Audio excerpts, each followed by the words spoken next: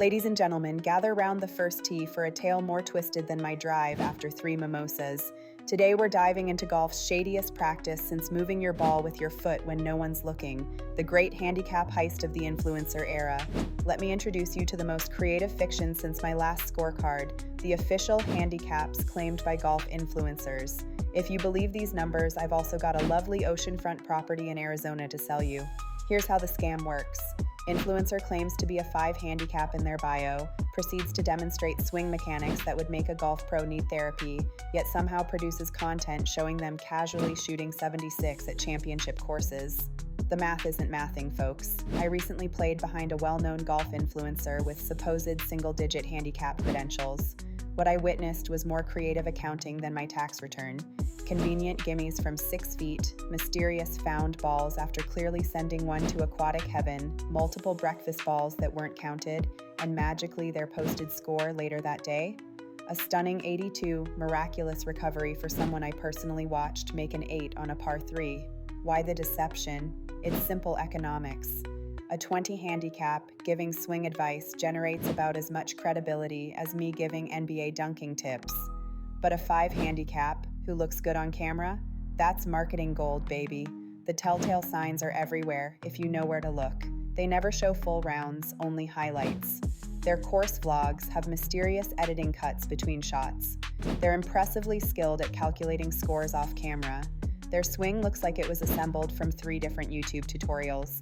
And they somehow never post official tournament results. The handicap hustle extends beyond personal vanity. It fuels an entire ecosystem of deception. Try this driver that helped me break 80. Narrator, it didn't. This training aid fixed my slice. Narrator, the slice is alive and well, just carefully edited out. What's truly remarkable is how these handicap claims never seem to match their on-camera performance. I've watched influencers with claimed single-digit handicaps demonstrate swing flaws that would make a teaching pro retire on the spot. Either they're sandbagging harder than a flood control engineer, or those handicaps exist in the same fantasy universe where I can dunk a basketball. The most brazen move? The strategic tournament appearance. They'll enter one carefully selected event, manage a decent round through statistical luck, then reference it for years as evidence of their skill.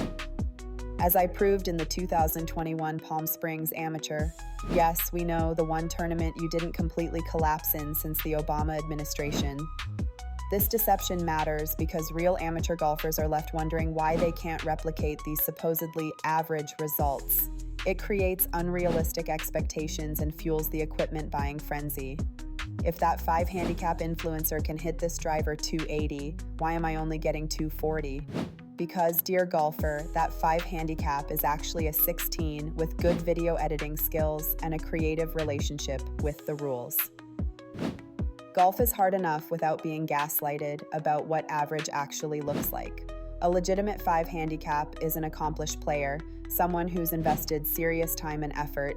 It's not something you achieve while primarily focusing on camera angles and sponsored content. So the next time you see an influencer claiming handicap credentials that don't match their demonstrated skills, remember, in golf, as in life, if it seems too good to be true, they're probably not counting that second ball they discreetly dropped when the camera wasn't rolling. Now, if you'll excuse me, I need to go post about my recent round where I shot 69. Some creative scoring methods may have been employed.